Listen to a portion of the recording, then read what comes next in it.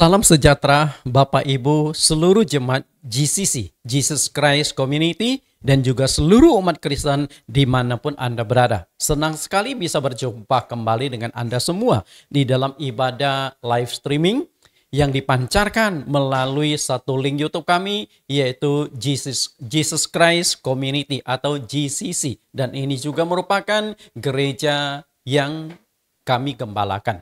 Hari ini kita akan membahas satu firman Tuhan dengan tema positive thinking. Namun sebelum kita masuk ke firman Tuhan, terlebih dulu kita akan mendengarkan pujian penyembahan. Satu lagu yang akan disampaikan oleh Bapak Pendeta Jonathan Prawira melalui lagu yang diciptakan oleh beliau sendiri yang berjudul Seperti Burung di Udara. Seringkali kita mendengar tentang kicauan-kicauan burung. Dan kita tidak pernah melihat bagaimana burung itu menggerutu, bersungut-sungut, sedih, kecewa, dan lain sebagainya. Yang sering kita dengarkan pagi-pagi adalah kicauan burung. Itulah satu gambaran dunia yang penuh dengan harapan, dunia yang penuh dengan ceria dan positive thinking. Mari kita dengarkan pujian penyembahan ini.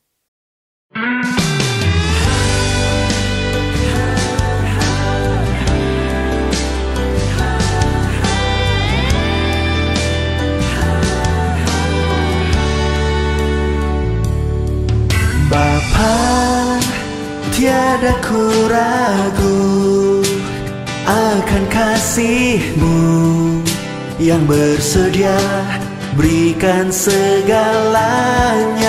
Bapa, Kaulah yang tahu semua yang ku perlu sebelum ku mengatakannya.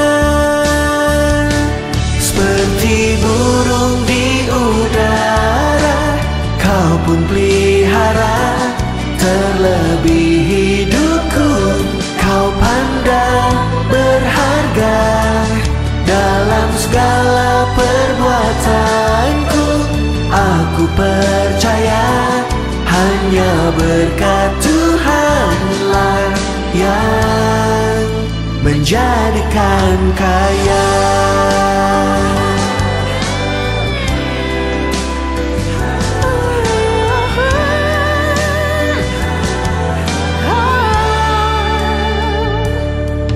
Bapa, tiada ku ragu akan kasih-Mu yang bersedia berikan segalanya. Bapa, Kaulah yang tahu semua yang ku perlu sebelum ku mengatakannya. Seperti burung di udara, Kau pun pelihara, terlebih hidupku Kau pandang berharga. Dalam segala perbuatanku, aku percaya hanya berkat Tuhanlah yang menjadikan kaya.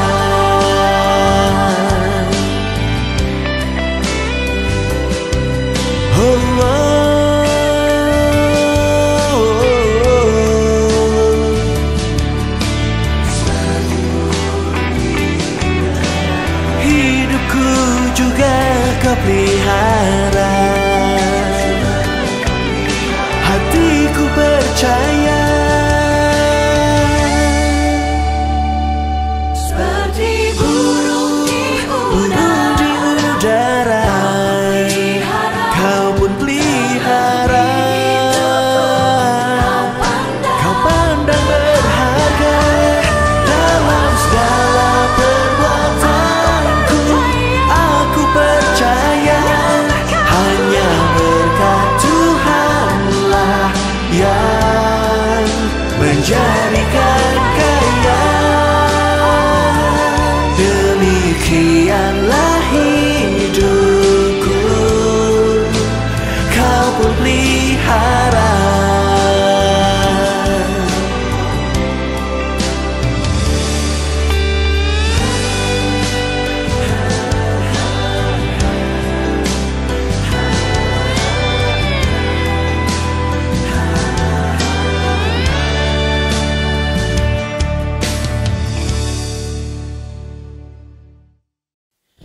Bapak Ibu yang saya kasih, kita sudah mendengarkan sebuah lagu yang melukiskan kebesaran alam semesta. Makhluk yang begitu kecil yang tidak pernah menabur dan menuai hidupnya. Yang sehari lewat sehari tetapi burung tetap optimis, tetap ceria, burung tetap berpandangan positif. Seharusnya kita seperti burung itu. Mari kita berdoa.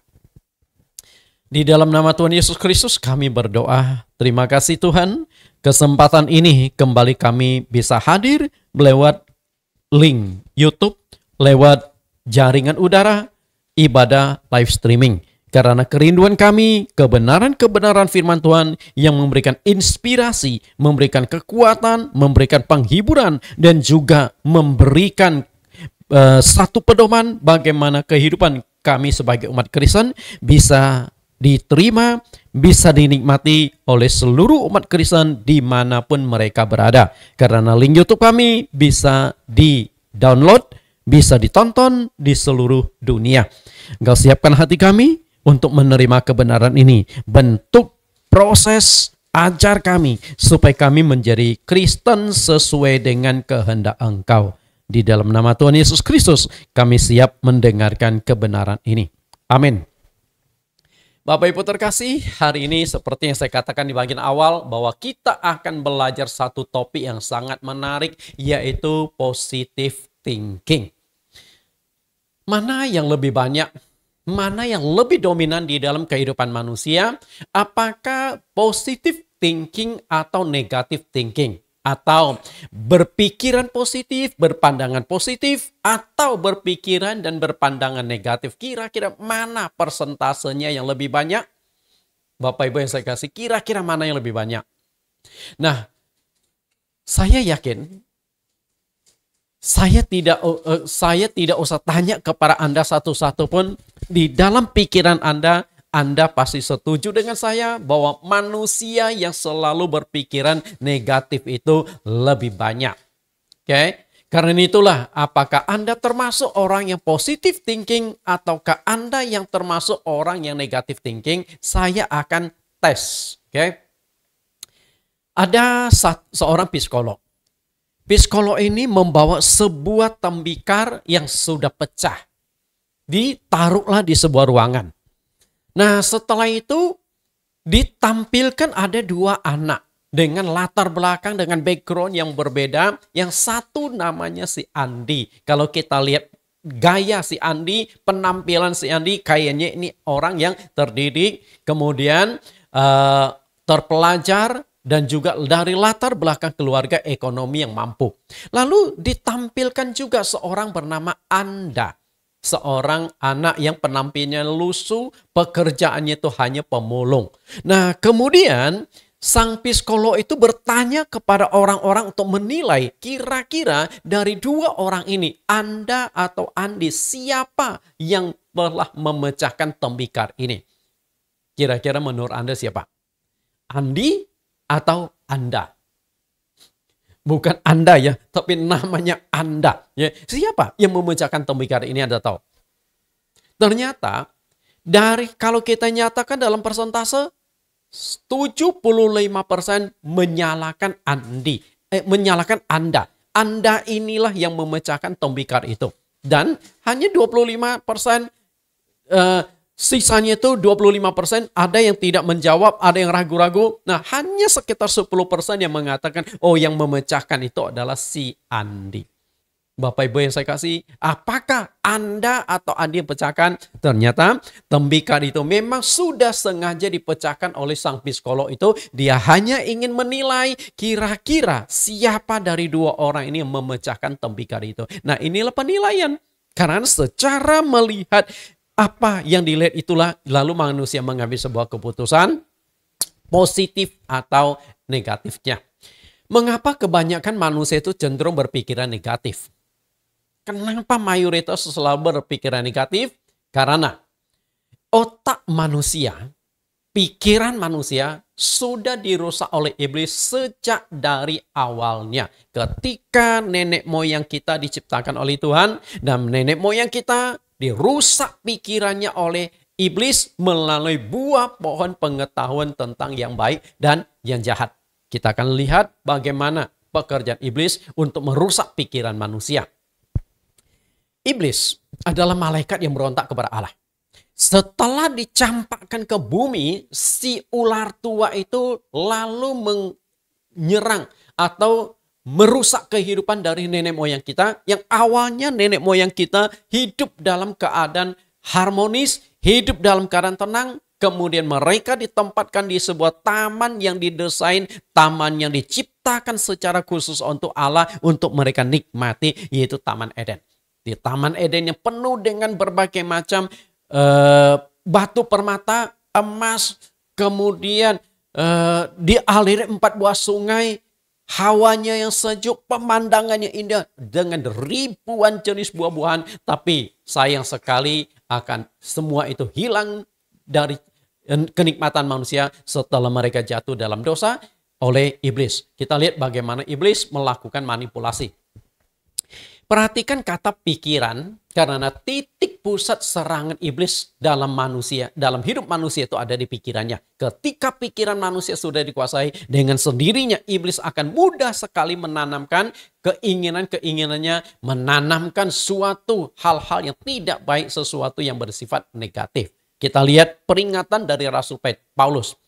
2 Korintus 11 ayat 3, tetapi aku takut kalau pikiran kamu disesatkan dari kesetiaan kamu yang sejati kepada Kristus. Sama seperti Hawa diperdaya oleh ular itu dengan kelicikannya. Perhatikan kata pikiran tersebut. Pikiran kamu disesatkan.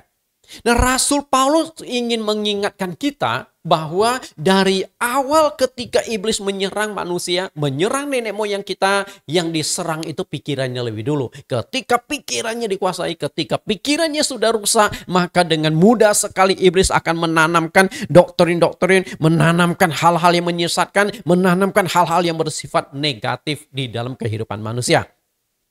Paulus sengaja mengutip peristiwa sejarah tentang jatuhnya manusia, yaitu Hawa, untuk mengingatkan kita bahwa iblis akan tetap menggunakan pola yang sama, yaitu merusak pikiran manusia. Ketika pikiran manusia dirusak, maka kehidupan orang itu juga rusak. Karena seluruh perbuatan, perkataan, seluruh tindakan itu bersumber dari pikiran. Ketika pikirannya sudah hancur, maka dengan sendiri hidup manusia itu akan hancur. Lihat kembali 2 Korintus 11 ayat yang ketiga. Sama seperti Hawa.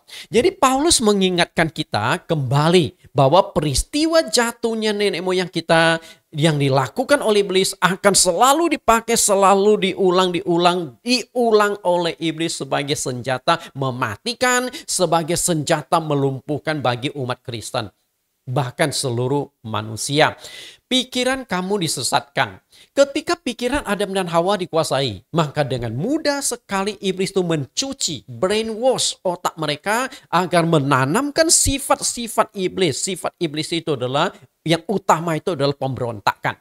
Di sorga mereka berontak sehingga ingin lakukan kudeta, dicampakkan Tuhan ke muka bumi ini. Dan sifat berontak itu akhirnya berhasil ditanamkan oleh iblis ketika manusia itu melanggar perintah Tuhan, memakan buah pengetahuan baik dan jahat yang dilarang oleh Tuhan itu. Jadi iblis memang berusaha menanamkan sifat-sifat dia kepada manusia. Tentu masuknya lewat otak atau pikiran.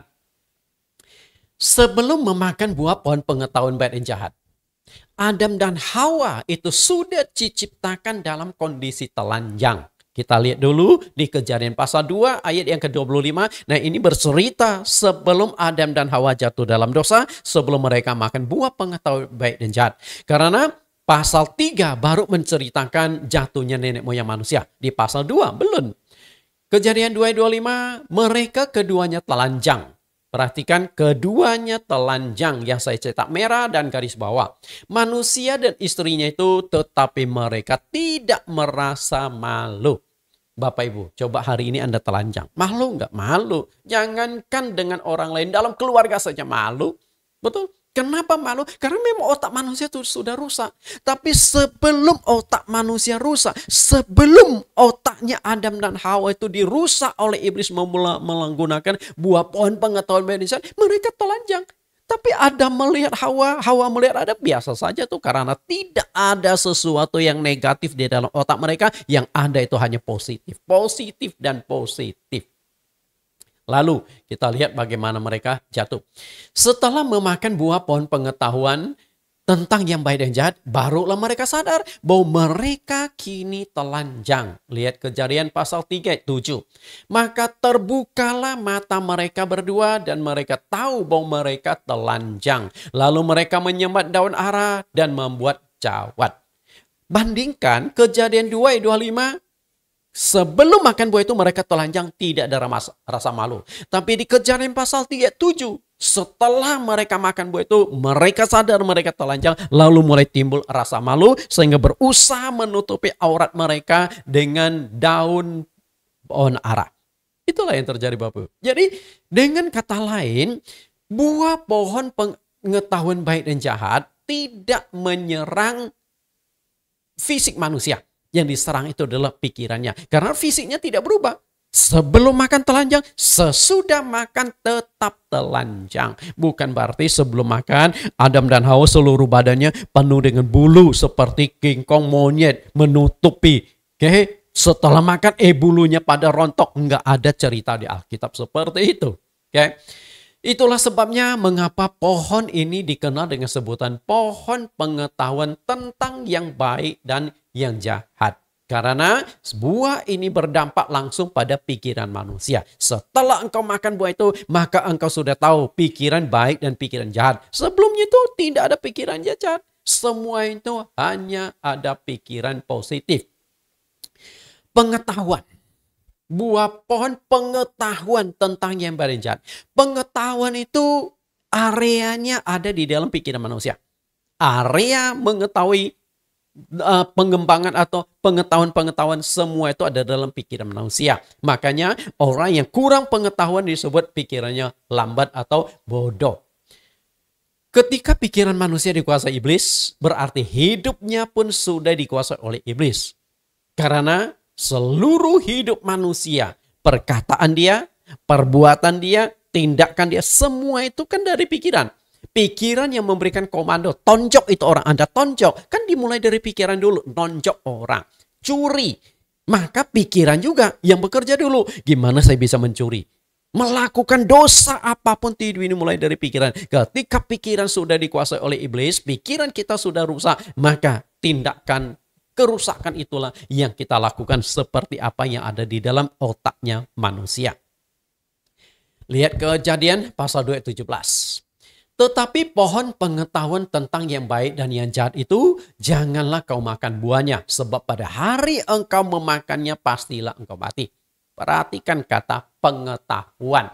Pengetahuan ini otomatis berbicara tentang sesuatu yang ada di dalam pikiran manusia. Dan di dalam pikiran manusia akan muncul yang baik dan juga yang jahat setelah memakan buah itu. Jadi sebelum makan buah itu yang ada itu pikiran yang baik, yang lurus, yang positif. Jadi yang jahat, yang negatif itu tidak ada di dalam pikiran manusia. Jadi dampak dari buah ini sungguh luar biasa. Akan muncul suatu pikiran yang positif dan juga akan muncul suatu pikiran yang negatif. Kita lihat, nah yang pikiran yang baik atau akan memunculkan hasil yang positif, sedangkan pikiran yang jahat itu akan menghasilkan sesuatu yang negatif.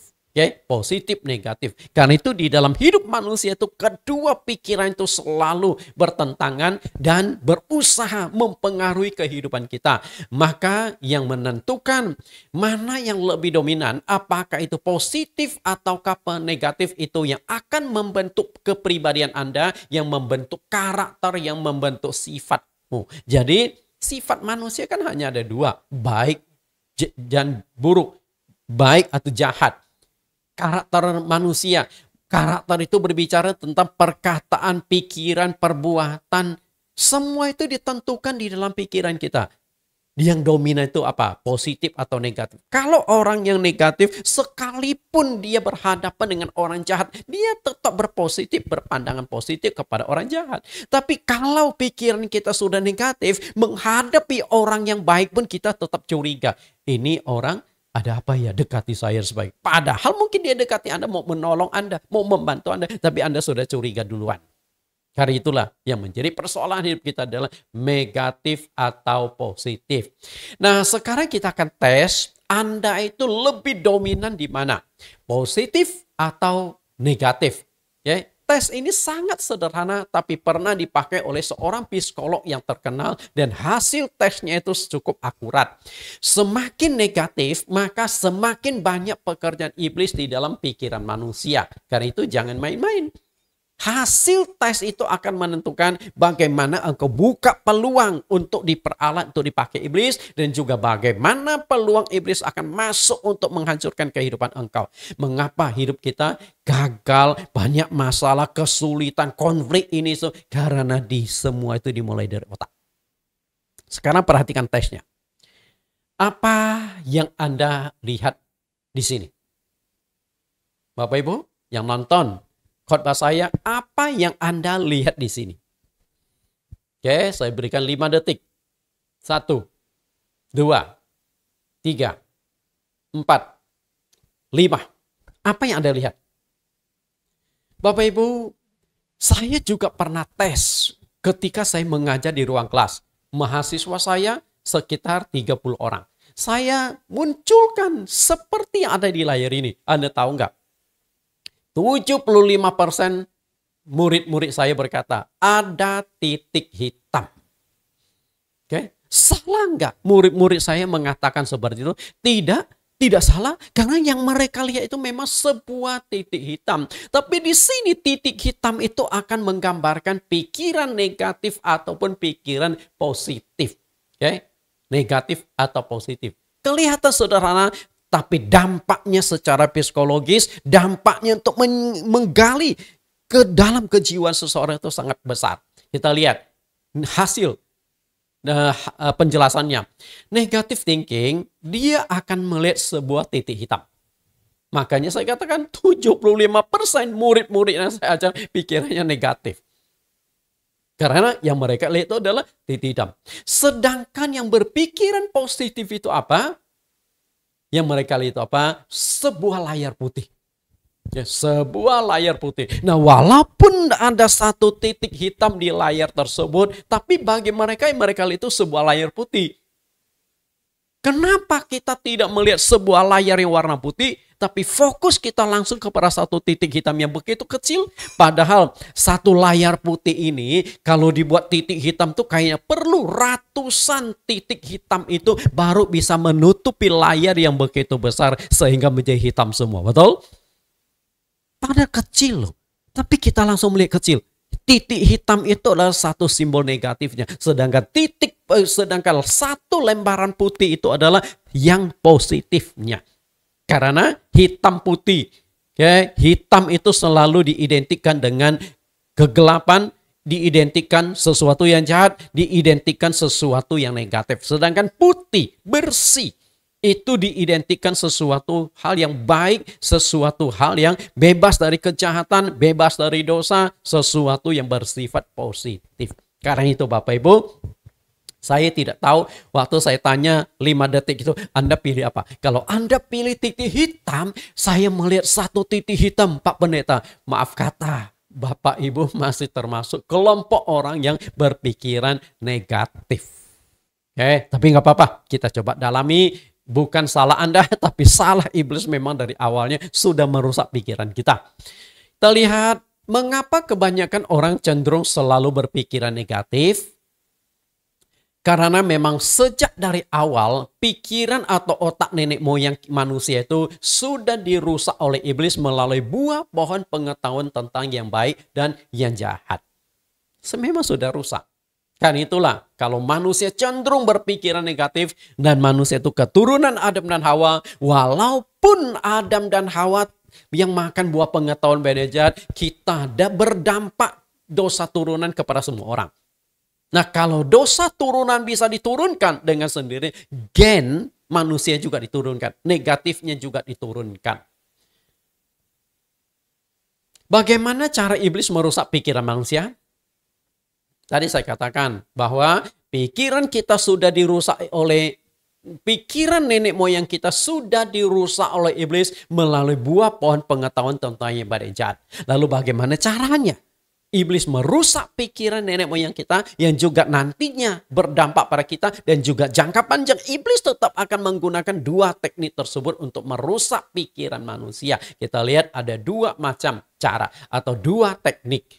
Perhatikan satu ayat ini baik-baik. Dan Anda nanti coba tarik kira-kira kesimpulan apa yang Anda baca dari sini. Lihat Kejadian pasal 3 ayat yang kelima. Nah, di sini ada dua teknik atau dua cara iblis menggunakan merusak pikiran manusia sehingga akhirnya manusia jatuh di dalam dosa. Lihat baik-baik Kejadian 3 ayat 5. Tetapi Allah mengetahui bahwa pada waktu kamu memakannya, matamu akan terbuka. Dan kamu akan menjadi seperti Allah, tahu tentang yang baik dan yang jahat. Apa yang Bapak Ibu tangkap dari sini? Perhatikan kalimat pertama. Tetapi Allah mengetahui bahwa pada waktu kamu memakannya, matamu akan terbuka.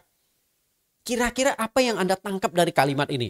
Kira-kira apa yang ingin dimanipulasi dari iblis dari pikiran manusia? Jadi ayat ini iblis sedang membrainwash, sedang mencuci otak dan Adam dan Hawa. Setelah dicuci lalu ditanamkan pikiran-pikiran yang negatif kepada Adam dan Hawa itu. Nah, yang kita tangkap di sini adalah membohongi manusia. Itu cara yang pertama, membohongi manusia. Nah, akan saya jelaskan di bawahnya tentang bagaimana cara membohongi manusia itu. Lalu kalimat yang kedua, dan kamu akan menjadi seperti Allah, tahu tentang yang baik dan yang jahat. Nah, kesimpulan apa? Apa yang berusaha dipengaruhi dari pola pikir atau dalam pikiran Adam dan Hawa? Anda tahu? Iblis berusaha menanamkan pikiran yang negatif tentang Allah. Akan saya jelaskan juga di bagian bawah. Kita lihat kedua poin tersebut secara ringkas. Cara yang pertama, iblis membohongi manusia. Kenapa saya katakan iblis membohongi manusia? Masalah itu begini loh. Nah, apakah waktu Allah menciptakan Adam dan Hawa, Allah menciptakan mereka dengan kondisi mata buta? Artinya, mereka hidup, tapi mereka tidak bisa melihat apa-apa? Kan tidak begitu. Mereka bisa melihat kok. Mata mereka melek kok. Kalau enggak, bagaimana bisa mereka bedakan jenis buah-buah yang ada di taman Eden? Seandainya Adam dan Hawa diciptakan dalam kondisi mata buta, mungkin jauh lebih aman loh. Mereka tidak akan berjalan ke pohon pengetahuan baik dan jahat. Karena tidak tahu jalannya, lalu mereka mungkin tidak akan sampai ke pohon itu memetik buah itu gimana petiknya. Karena mereka tidak bisa melihat buah itu ada di tangkai dahan yang mana mereka tidak akan tahu. Tapi karena mata mereka melek, jadi mereka bisa berjalan. Bahkan di ayat yang kelima, ayat yang keenam, ketika Hawa melihat buah itu sangat menarik hati. Karena melihat kan. Hawa melihat buah itu sangat menarik dan sedap kelihatannya. Dari melihat timbul keinginan untuk menikmati. Kan mata. Kalau mata mereka buta, mungkin mereka tidak bisa melihat bahwa buah itu menghipnotis. Buah itu menarik. Okay? Tapi karena mata mereka melihat, terutama Hawa, matanya bisa melihat, makanya Hawa terhipnotis. Sehingga buah tersebut mungkin disusupkan oleh iblis sehingga memberikan pengaruh. Ada semacam kekuatan magnet yang menarik Hawa untuk menikmati buah tersebut. Karena itu saya yakin buahnya tetap buah. Tapi karena iblis sudah bekerja sehingga melalui buah tersebut dia berusaha menarik Hawa untuk menikmati buah tersebut. Bapak Ibu yang saya kasihi, itulah yang terjadi. Lalu ketika mata mereka buka, apa yang mereka lihat? Jadi iblis akan memberikan kesan begini loh. Hei Adam, Hawa, kalian tahu gak? Kalau kalian makan buah ini, mata kalian akan terbuka. Artinya apa? Hawa dan Adam mulai berpikir, oh berarti ada sesuatu yang tidak bisa kami lihat kalau kami tidak makan buah ini. Tapi setelah kami makan buah itu, kami bisa melihat. Berarti bisa melihat suatu alam yang lain, suatu dimensi yang lain, sehingga mereka tuh penasaran. Oh ya, jangan-jangan kalau kami makan buah ini, kami bisa melihat sesuatu alam roh. Misalnya, Anda kepingin lihat setan? Kan banyak orang yang lalu mengajarkan, oh kamu mau lihat setan caranya begini loh. Saya pernah menonton sebuah film setan dari Thailand. Jadi kalau mau melihat setan itu katanya harus Anda bungkuk melihat apakah rumah itu bersih apa enggak, di belakang Anda ada setan apa enggak. Kalau tidak salah judul film itu Nang Nak atau apa deh. Karena anak saya nonton, saya ikut nonton gitu di televisi. Nah caranya gimana? Yaitu Anda melihat dalam film itu diajarkan cara melihat adalah Anda memandang lewat kedua celah kaki Anda.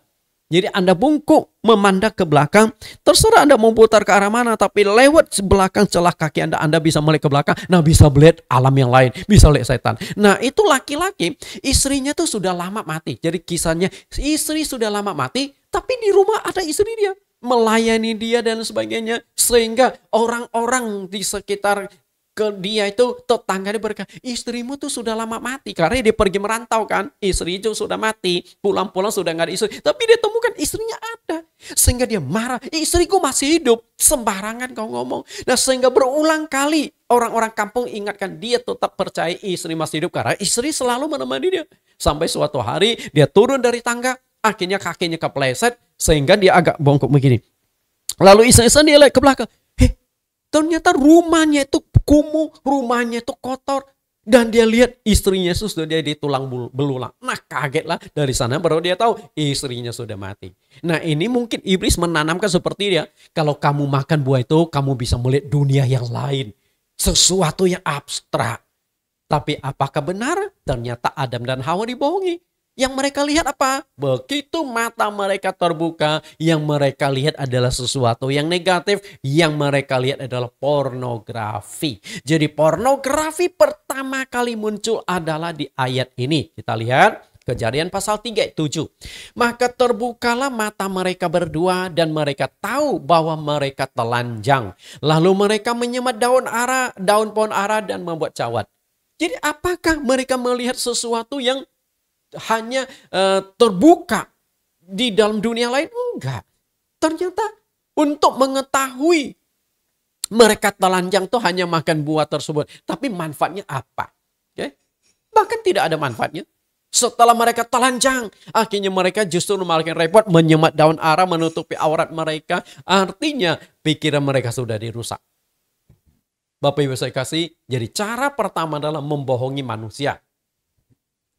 Dalam banyak hal, iblis telah menipu manusia. Sebab iblis adalah penipu dan pendusta yang ulung. Karena itu hidup manusia banyak sekali kita sudah ditipu. Karena itulah jika Anda pernah ditipu oleh seseorang dalam banyak hal, ditipu pekerjaanmu, ditipu uangmu, ditipu dibohongi ini, dibohongi itu, mereka itu yang bekerja adalah iblis di belakangnya. Karena iblis adalah bapa segala dusta. Yohanes 8 ayat 44. Iblislah yang menjadi bapamu dan kamu ingin melakukan keinginan-keinginan bapamu. Ia adalah pembunuh manusia sejak semula dan tidak hidup dalam kebenaran. Sebab di dalam dia tidak ada kebenaran. Apabila ia berkata dusta, ia berkata atas kehendaknya sendiri sebab ia adalah pendusta dan bapa segala dusta. Kita lihat, bapa segala dusta. Dan Adam dan Hawa berhasil dibohongi. Berhasil didustai oleh iblis. Bahwa kalau kamu makan buah itu, kamu akan melihat sesuatu yang lain. Tapi yang dilihat adalah ketelanjangan mereka sendiri. Kan sebuah kebodohan terjadi. Oke, lalu yang kedua. Cara yang kedua adalah iblis berusaha menanamkan pikiran yang negatif tentang kepribadian Allah. Sehingga kesan bahwa Allah ini nggak beres.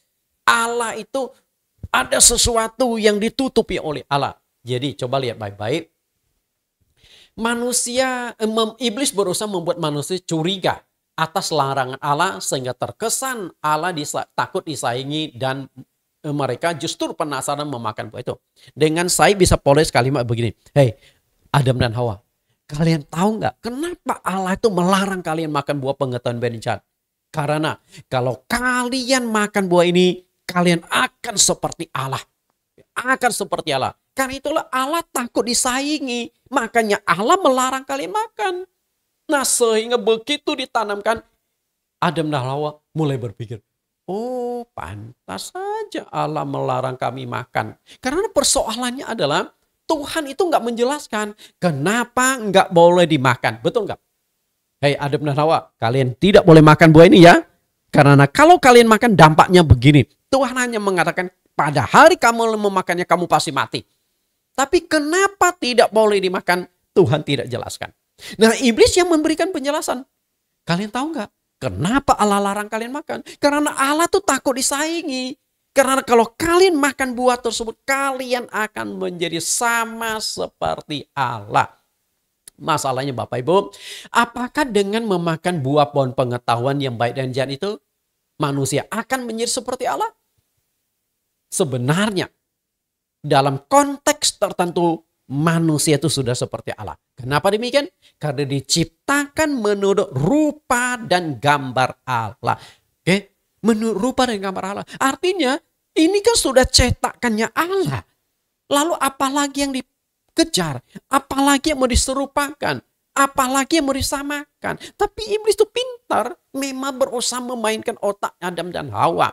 Nah, kalau bisa menjadi seperti Allah, mengapa iblis tidak sendiri yang makan buah tersebut? Karena bukankah iblis sendiri juga ingin menjadi seperti Allah? Di sorga berontak, ingin kudeta, ingin menyamakan diri sebagai Allah. Sehingga iblis berkata di Yesaya pasal 28, aku adalah Allah.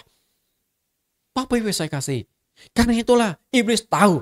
Memakan buah pohon pengetahuan baik dan jahat itu ada dampaknya. Sebenarnya dampaknya, hukuman sanksinya Tuhan sudah ingatkan manusia. Kalau kamu makan buah itu, pada hari kamu makan itu, kamu pasti mati. Iblis juga tahu.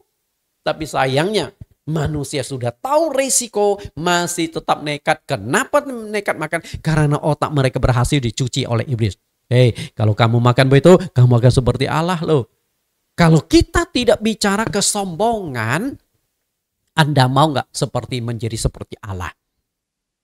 Nggak mau. Bohong lagi. Jangankan menjadi seperti Allah. Jadi RT, RW, lurah, camat, gubernur. Siapa yang tidak ingin jadi gubernur? Saya tanya Anda ya. Anda kalau punya kemampuan, mau nggak Anda jadi gubernur di Indonesia? Mau? Mau kan? Kalau Anda diberi kesempatan, mau nggak jadi menteri di Indonesia? Kalau Anda diberi kesempatan, mau nggak jadi presiden Indonesia? Siapa yang tidak mau? Nah, kalau manusia mau hanya jadi pejabat negara di satu negara saja kita ingin, apalagi menjadi Allah. Satu-satunya penguasa langit, bumi, penguasa segala bangsa di dunia.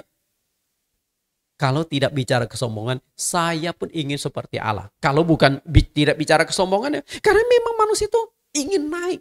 Ingin lebih, ingin berkembang semaksimal mungkin. Tapi ketika kita berbicara kesombongan, kita jadilah seorang yang pelayan kecil. Betul? Bapak Ibu yang saya kasihi, dua akibat yang timbul setelah pikiran manusia dirusak iblis melalui buah pohon pengetahuan baik dan jahat. Kedua dampak itu adalah hubungan manusia dengan Allah jadi rusak. Yang kedua, hubungan Adam dan Hawa atau dengan istrinya juga rusak.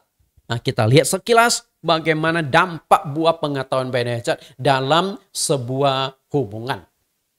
Kita lihat hubungan antara manusia dengan Allah menjadi rusak gara-gara buah pohon pengetahuan tentang baik dan jahat. Akibatnya itu apa saja? Yang pertama, manusia, Adam dan Hawa dikutuk oleh Allah. Yang namanya kutuk itu sesuatu hukuman yang berat loh. Makanya orang tua jangan sekali-kali mengutuk anaknya. Nanti kamu jadi perawan tua loh. Jadi perawan tua benaran tuh. Ada nyesal. Kemudian mengutuk anak. Setan loh, kamu jadi setan loh. Karena suka berontak kepada orang tua. Nah, nanti jadi setan benaran. Seperti setan yang berontak kepada Tuhan.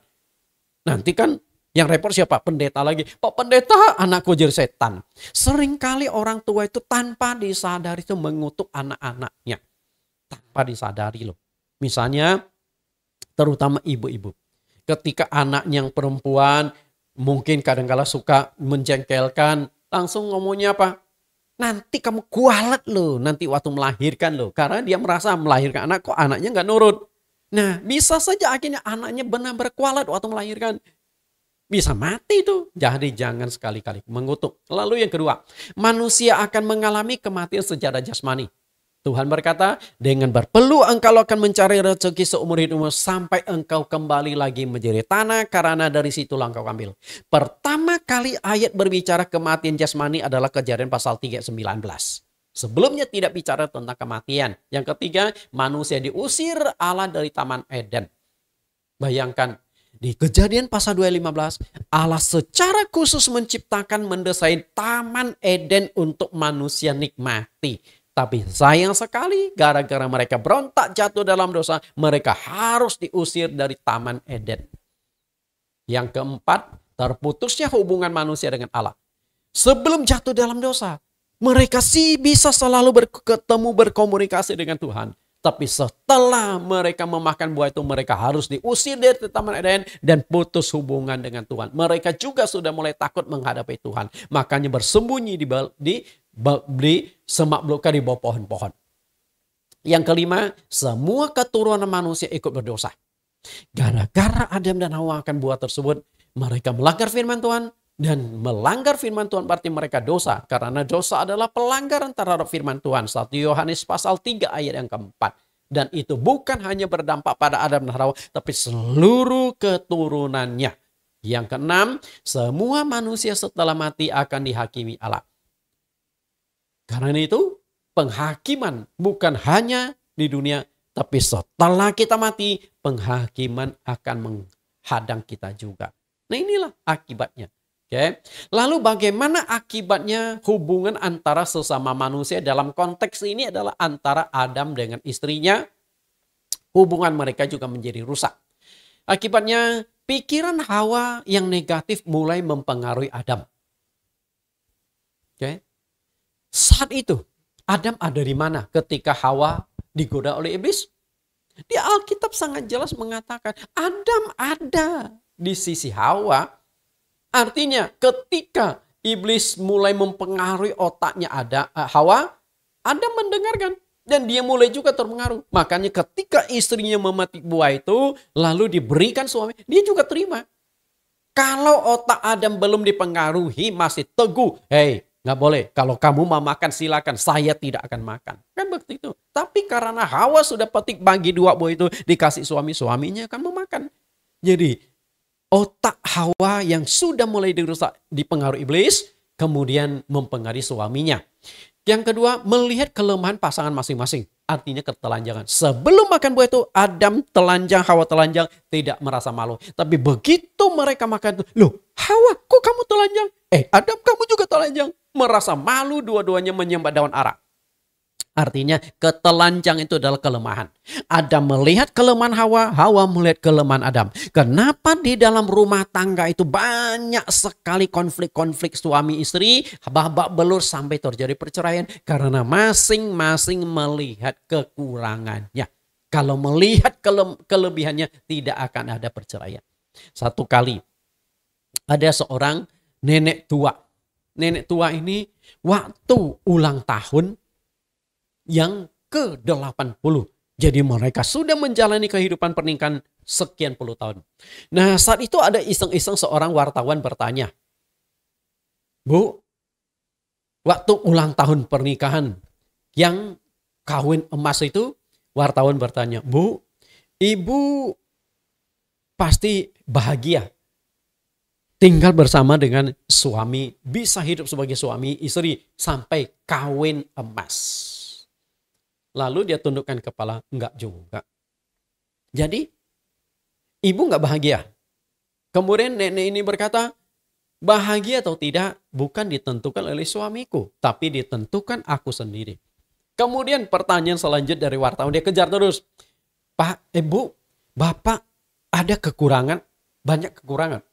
Akhirnya ibu nyeletuk. Silakan hitung bintang di langit. Itulah kekurangan suamiku. Wih. Jadi suaminya mukanya merah. Wartawan juga kaget. Berarti parah sekali loh kekurangan suaminya. Kemudian wartawan kejar. Bu, kalau sudah tahu suami ibu begitu banyak kekurangan. Tapi kenapa ibu bisa setia mendampingi sampai kawin emas? Lalu ibu ini berkata, ketika malam hari aku melihat bintang yang begitu banyak. Tapi begitu siang hari aku sudah tidak melihat bintang itu. Artinya aku selalu melihat kelebihan suamiku, bukan melihat kekurangannya. Aku melihat sebuah terang, melihat sesuatu yang baik. Karena itulah sebuah pernikahan akan bertahan ketika yang Anda lihat adalah positifnya. Saya nggak yakin bahwa suami istri semuanya negatif, semua kekurangan melulu. Pasti banyak kelebihan, tapi Anda tidak melihat kelebihan, tidak bersyukur. Yang Anda lihat ada kekurangan dan kekurangannya, maka Anda protes terus, ngomel terus. Betul? Yang ketiga, untuk pertama kalinya suami istri itu terjadi konflik. Ketika Tuhan berkata, Adam, kenapa engkau makan buah dengan tahun berijat? Apa kata Adam? Itu perempuan yang kau tempatkan di sisiku. Dialah yang membuat aku makan buah itu. Petaka rambut panjang. Itu si rambut panjang yang engkau tempatkan di sisiku. Dia itulah yang menyebabkan aku makan. Tuhan, kalau engkau tidak tempatkan dia di sebelahku sebagai pendamping hidupku, sampai sekarang pun aku tidak akan makan buah itu. Jadi bela diri, menyalahkan istri. Bapak Ibu, padahal waktu istri digoda digoda ular, dia juga ada. Kenapa nggak cegah waktu itu? Nah itulah, nggak bertanggung jawab. Artinya manusia hilang kepercayaan diri, mulai bersembunyi. Sebelum makan buah itu mereka bebas bertemu dengan Tuhan, walaupun mereka dalam keadaan telanjang. Tapi setelah mereka makan buah itu, mereka tahu telanjang, mulai bersembunyi, menyemat daun ara. Yang kelima, pertama kali manusia mulai takut dan gelisah. Kenapa penyebab takut? Dosa. Ketidakpercayaan diri. Tidak percaya pada Tuhan. Kalau engkau benar, engkau tidak perlu merasa takut. Betul? Tapi karena engkau merasa bersalah, maka engkau akan timbul ketakutan. Yang keenam, manusia mulai alami penderitaan secara jasmani. Hawa mengalami penderitaan jasmani, Adam mengalami penderitaan jasmani sampai keduanya itu mati. Dan yang ketujuh, pertama kali terjadi kasus kekerasan itu pembunuhan. Bayangkan, di generasi pertama saja sudah terjadi dosa atau kekerasan yang sangat mengerikan, di mana Kain membunuh adik kandungnya sendiri, yaitu Habel. Jadi dampak buah pengetahuan berijat itu turun kepada keturunan Adam dan Hawa. Generasi pertama saja sudah seperti itu. Bapak Ibu saya kasih, Tuhan menghendaki semua manusia terjadi pemulihan di dalam pikiran. Memang otak kita sudah rusak. Pikiran kita sudah rusak. Kecenderungan kita melihat sesuatu secara negatif. Tapi Tuhan menghendaki agar engkau tidak seperti itu. Coba ubah pikiranmu. Oke? Allah menghendaki pikiran manusia itu diperbaharui. Kita lihat Efesus 4 ayat 23. Supaya kamu diperbaharui di dalam roh dan pikiranmu. Nah, memperbaharui pikiran artinya sesuatu pikiran jahat, pikiran kotor, pikiran negatif, pikiran yang sembrono tidak senonoh dibuang, diganti menjadi pikiran yang positif, yang baik. Ayat 24, dan mengenakan manusia baru yang telah diciptakan menurut kehendak Allah di dalam kebenaran dan kekudusan yang sesungguhnya. Jika pikiran kita baik, pikiran kita benar, pikiran kita kudus, maka pikiran yang akan ada di otak kita adalah pikiran yang positif. Ubah paradigma atau cara pandangmu, cara berpikirmu, dia ubah. Kemudian ubah pikiran negatif menjadi positif. Nah, saya ingin mengajak Anda, coba kita melihat bagaimana cara kita mengubah pikiran negatif menjadi pikiran positif. Perhatikan gambar ini Bapak Ibu. Bagaimana Anda menilai pertandingan dua sumo ini? Bagaimana Bapak Ibu? Anda menilai pertandingan ini? Pasti Anda mengatakan sangat tidak seimbang. Siapa yang menang menurut Anda? Sumo raksasa dengan sumo, mini sumo. Kira-kira siapa yang menang? Saya yakin 100% kita akan mengatakan yang menang itu pasti sumo gede ini. Karena nggak mungkin dong. Dia punya paha dari si sumo gede saja lebih gede dari badan si sumo kecil ini. Betul? Bagaimana bisa menang? Berapa berat? Karena sumo kan membanting lawannya, mengangkat lawannya untuk dijatuhkan ke tanah. Itu kan permainan sumo. Ketika Anda berkata demikian, sebenarnya yang ada di dalam pikiran itu negative thinking. Anda sadar nggak? Karena itulah, kalau Anda mengatakan 100% sumo besar itu pasti menang, berarti pikiran kita itu paling dominan itu adalah negatif. Ubah paradigma berpikir Anda. Ubah. Ubah dari negatif menjadi positif. Dan ubah dari pesimis menjadi optimis. Penyebab pikiran kita pesimis adalah karena terlalu banyak negatif. Dan yang membuat kita selalu optimis adalah karena pikiran kita selalu positif. Kalau kita berpikiran positif berarti selalu melihat sesuatu yang peluang-peluang. Melihat sesuatu yang bisa kita tangkap untuk kebaikan kita. Perhatikan kembali gambar ini. Mengapa sumo kecil ini tetap nekat melawan sumo Goliat? Okay? Si Daud, mini Daud, tetap melawan Goliat. Anda tahu nggak kenapa? Karena si sumo kecil ini melihat ada sebuah peluang untuk mengalahkan sumo besar. Anda tahu nggak peluangnya di mana? Saya berikan kesempatan 5 detik lagi. Perhatikan peluang. 1, 2, 3, 4, 5. Temukan nggak di mana peluangnya? Peluangnya ada di kaki, betul? Dia temukan ada sedikit peluang untuk menjatuhkan si sumo besar. Peluangnya itu ada di kakinya. Perhatikan si sumo ini mengangkat sebuah kaki. Jadi kakinya itu satunya tidak injak tanah, yang sebelah kirinya. Jadi hanya kanannya yang berjejak, sedangkan kaki kirinya diangkat. Nggak tahu apakah itu perjanjian dengan si sumo kecil untuk lawan. Oke, saya satu kaki saja. Kalau kamu bisa jatuhkan saya, kamu jadi pemenang. Nah, karena itulah si sumo kecil melihat ada sebuah peluang. Dia tetap mendorong sekuat tenaga dengan berharapkan keseimbangan dari sumo besar ini hilang. Sehingga dia bisa kepleset jatuh dan akhirnya dia bisa jadi menang.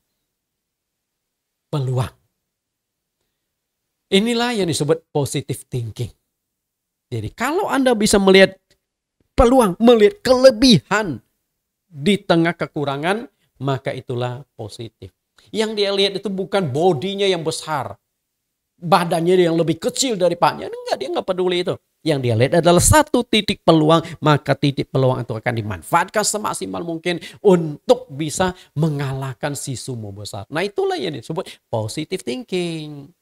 Orang yang berhasil mengubah cara pandang dari negatif menjadi positif, orang itu pasti berhasil di dalam hidupnya.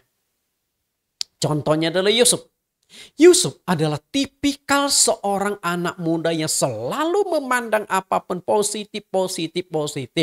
Ketika dia diperlakukan negatif pun tetap dia berpandangan positif, tidak balas dendam, tidak berontak dan sebagainya. Yusuf ini adalah seorang gembala kecil menjadi perdana menteri di negara asing. Bayangkan, gembala kecil hanya dipercayakan oleh ayahnya menggembalakan hewan beberapa ekor saja. Tapi dari seorang gembala kecil menjadi seorang gembala besar atau pemimpin besar. Yang kedua, karena Yusuf selalu berpikiran positif. Positif terus. Bahkan ketika diperlakukan dengan jahat oleh saudaranya, dijual, dilaporkan sudah mati kepada ayahnya, tetap Yusuf selalu berpandangan positif. Dampak dari jualnya Yusuf, dia mengalami banyak penderitaan. 13 tahun Yusuf mengalami penderitaan gara-gara kejahatan dari saudara-saudaranya. Oke, umur 17 tahun dia dijual, tapi umur 30 tahun dia menjadi seorang perdana menteri. Kita lihat kembali gambar ini.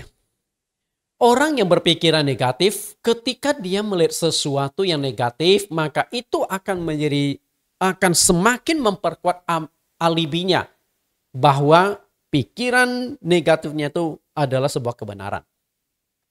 Misalnya, jika Anda melihat seseorang, Anda langsung menilai negatif. Ketika orang itu berbuat salah, Anda pasti tuh kan, yang saya ngomong nggak salah kan? Yang saya nilai nggak salah kan? Itulah sifat manusia. Kemudian, orang yang berpikiran positif selalu melihat peluang. Dia bisa mengubah segala yang negatif menjadi sesuatu yang berguna dan berdampak secara positif. Nah, ini positive thinking. Orang yang negatif melihat titik hitam selamanya akan tetap hitam. Sedangkan orang yang positif percaya ada terang di balik titik hitam. Walaupun saat ini dia melihat titik hitam, tapi dia percaya bahkan dia bisa mengubah titik hitam itu menjadi putih. Itulah orang positif. Oke? Jadi beda ya. Titik hitam yang tadinya hitam, tapi di mata orang yang positif bisa jadi kelap-kelip. Nah, ini kan jadi bagus. Warna-warni, betul? Kita lihat lagi. Gambar apakah yang Anda lihat di sini? Saya percaya Anda akan setuju dengan saya. Ini adalah gambar seorang nenek tua. Rambutnya cepak, wajahnya keriput, dan memiliki hidung yang besar. Jadi mungkin kita kalau dalam cerita anak-anak kita sebut nenek sihir. Oke? Lalu kita lihat gambar yang kedua. Gambar apakah yang Anda lihat di sini? Ini adalah gambar seorang putri raja. Rambutnya cukup lebat, panjang, sampai di leher. Kemudian memiliki poni. Ini ada poni, rambutnya poni. Dan dia mengenakan sebuah mahkota di kepalanya. Oke? Padahal Anda tahu nggak? Ini gambar yang sama. Hanya saya putar balik. Nah, dari sini saya mengajak Anda itu, ubahlah paradigma berpikir Anda. Ubah. Kalau kita mengubah dari nenek tua, setelah kita ubah sudut pandang menjadi seorang putri raja. Karena itu, ketika kita berhasil mengubah pola pikir kita, mengubah pikiran kita yang tadinya sudah negatif, sudah dirusak iblis menjadi baik, diperbaharui, maka banyak hal yang Anda akan dapatkan. Jika Anda bisa berhasil mengubah cara pandang dari negatif menjadi positif, Anda akan mendapatkan beberapa manfaat.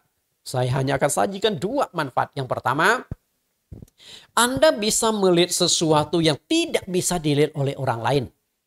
Kalau pikiran Anda positif. Karena Anda selalu melihat peluang-peluang. Bahwa semua hal itu ada peluang, semua hal yang kita hadapi walaupun itu negatif, tapi di sisi negatif itu pasti ada sisi positifnya walaupun kecil.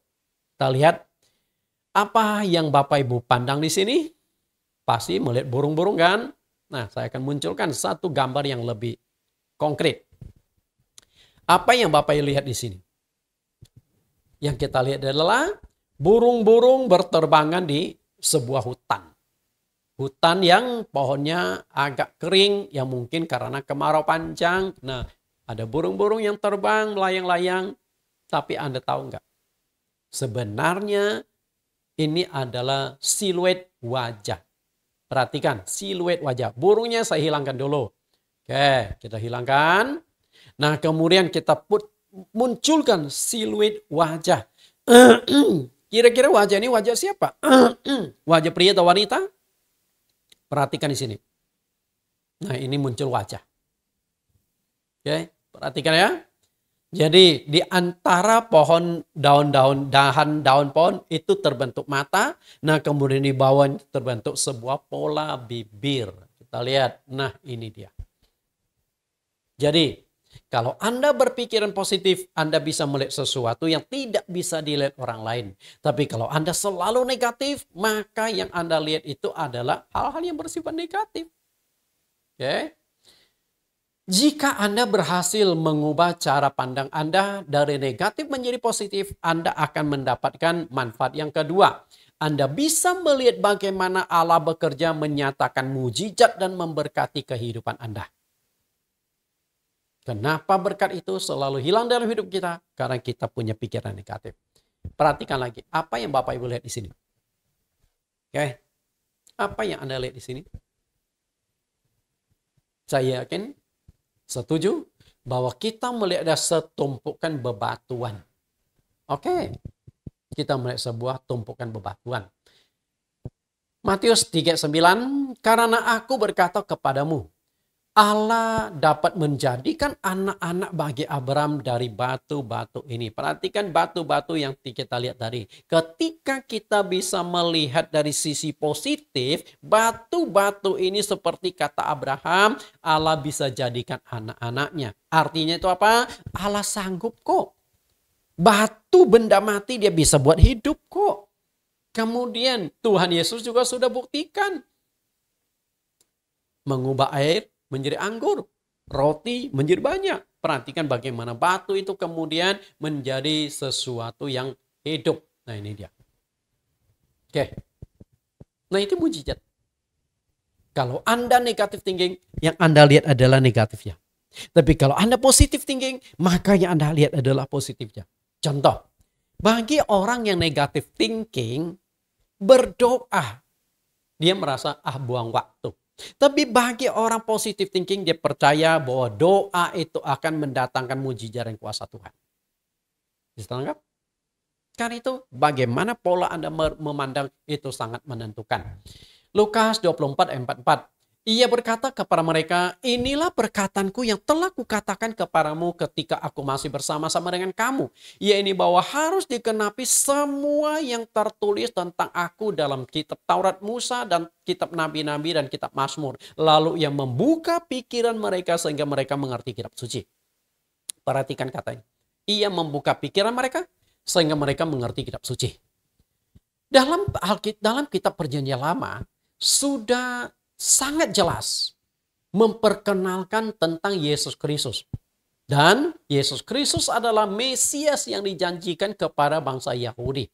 Tapi apa yang terjadi? Yesus sudah lahir, sudah datang 2000 tahun yang lalu. Mesias sudah ada 2000 tahun yang lalu.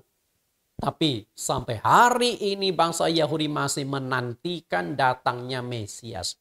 Kenapa bisa demikian? Karena mereka selalu melihat dari sisi negatif, tidak melihat dari sisi positif. Yang mereka lihat dari sudut kemanusiaan Yesus. Lah ini kan anak tukang kayu. Siapa Yesus lah? Bukan orang hebat. Okay. Akibatnya Tuhan Yesus tidak bisa melakukan tanda mujizat di kampung halamannya sendiri. Mestinya kampung di mana Yesus lahir itu Yesus harus banyak lakukan mujizat. Karena Yesus ingin menolong orang-orang yang di kampung. Karena kampung pun punya andil melahirkan Yesus Kristus. Tapi apa yang terjadi? Mujizat sedikit terjadi di sana. Karena ketidakpercayaan orang-orang kampung terhadap Yesus. Markus pasal 6 ayat 1-2. Kemudian Yesus berangkat dari situ dan tiba di suatu tempat asalnya. Sedang murid-muridnya mengikuti dia. Pada hari Sabat ia mulai mengajar di rumah ibadat dan jemaat yang besar takjub ketika mendengar dia dan mereka berkata, dari mana diperolehnya semuanya itu, hikmat apa pulakah yang diberikan kepadanya dan mujizat-mujizat dia demikian bagaimana dapat diadakan oleh tangannya? Yesus mengajar. Memang mereka takjub. Tapi setelah takjub mereka penasaran mau cari siapa sebenarnya orang ini. Ketika mereka telusuri dan mereka temukan apa?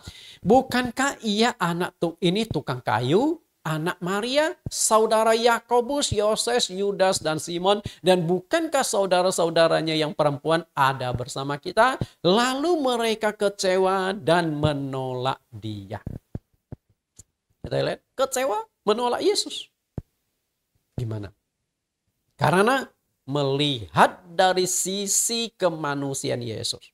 Yang mereka lihat adalah sisi ini, kekurangannya.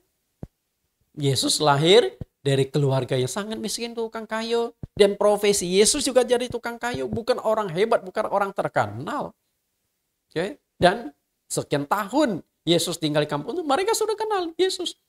Jadi bagi mereka, Yesus itu hanya manusia biasa. Tahu-tahu Yesus mungkin mulai mengajar dan ajaran itu hebat. Banyak orang-orang yang pintar pun kalah debat sama Yesus. tahu-tahu mujizat sudah menyertai Yesus. Mereka mulai curiga. Jangan-jangan belajar ilmu hitam dan sebagainya. Bapak Ibu yang saya kasih, itulah manusia. Maka Yesus berkata kepada mereka, seorang nabi dihormati di mana-mana kecuali di tempat asalnya sendiri, di antara kaum keluarganya dan di rumahnya. Ayat yang ke-5. Ia tidak dapat mengadakan satu mujizat pun di sana, kecuali menyembuhkan beberapa orang sakit dengan meletakkan tangannya atas mereka. Kenapa mujizat terjadi? Karena negatif thinking. Kenapa berkat tidak bisa dicurikan? Karena negatif thinking. Ketika kita punya pikiran negatif, banyak kerugiannya. Mujizat tidak akan terjadi. Tuhan tidak akan menyertai. Saya yakin Tuhan tidak akan mungkin menyertai orang yang selalu negatif, bersungut-sungut, berontak, selalu tidak puas sebagainya. Tapi Tuhan akan menyertai orang yang selalu bersyukur, berterima kasih, mengagungkan dan membesarkan nama Tuhan, yang bisa terima segala kondisi. Kenapa Ayub diberkati luar biasa? Karena Ayub bisa melihat negatif pun jadi positif. Ketika semuanya sudah hilang, anak mati semua, hewan semuanya mati, Ayub berkata apa? Tuhan yang memberi, Tuhan yang mengambil, terpujilah nama Tuhan. Dan dampaknya apa? Tuhan kembalikan 2 kali lipat di dalam kehidupan Ayub. Anda ingin seperti Ayub? Ubah paradigma berpikirmu dari negatif menjadi positif. Tuhan Yesus memberkati. Kita tundukkan kepala. Di dalam nama Tuhan Yesus kami berdoa. Terima kasih Tuhan. Hari ini Engkau mengajarkan kami bagaimana kami harus memiliki pandangan yang positif. Bagaimana kami harus memperbaharui pikiran kami yang sudah dirusak oleh iblis. Sehingga kami cenderung melihat apapun, menilai apapun dari sisi yang selalu negatif. Tolong Tuhan, Engkau ubah kami, perbaharui pikiran kami. Ketika pikiran kami diperbaharui, maka kami akan menjadi manusia ciptaan yang baru. Karena manusia lama sudah berlalu, manusia lama karena kami memiliki pikiran yang lama. Tapi setelah kami memiliki pikiran yang baru, maka hidup kami diperbaharui sehingga menjadi manusia baru. Terima kasih Tuhan, oleh kuasa Roh Kudus kami dituntun, kami dibentuk, diproses, dan juga kami diberikan kekuatan menjadi manusia baru melalui pikiran yang baru. Semoga kebenaran hari ini mengubah sudut pandang seluruh pendengar di dalam nama Tuhan Yesus Kristus. Amin. Bapak Ibu, kita akan mendengarkan sebuah lagu penutup, Tiada Kata Gagal. Hanya orang yang selalu berpikiran negatif akan gagal mane. Tapi ketika engkau berpikiran positif, tidak ada yang gagal. Bahkan kegagalan yang dianggap sebuah kegagalan bisa mendatangkan kesuksesan. Tuhan berkati.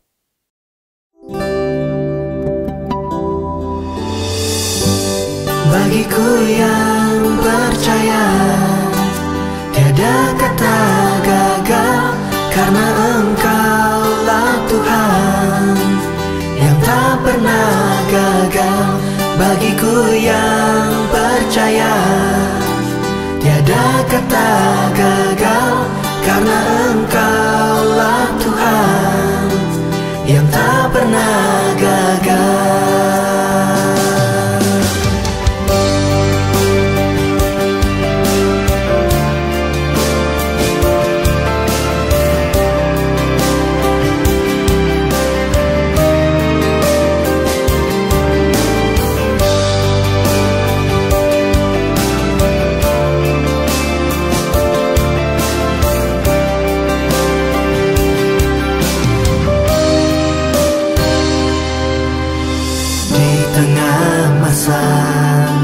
Yang semakin sukar, tak akan patah semangatku.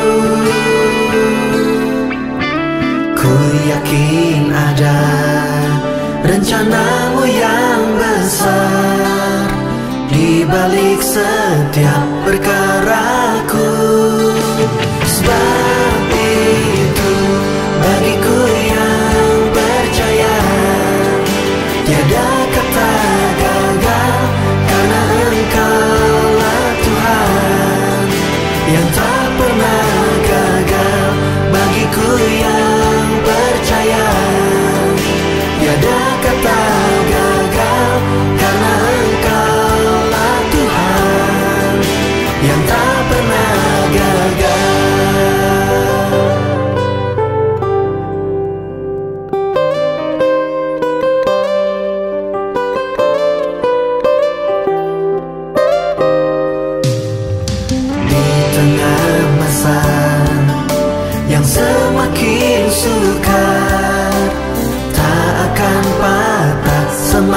umatku.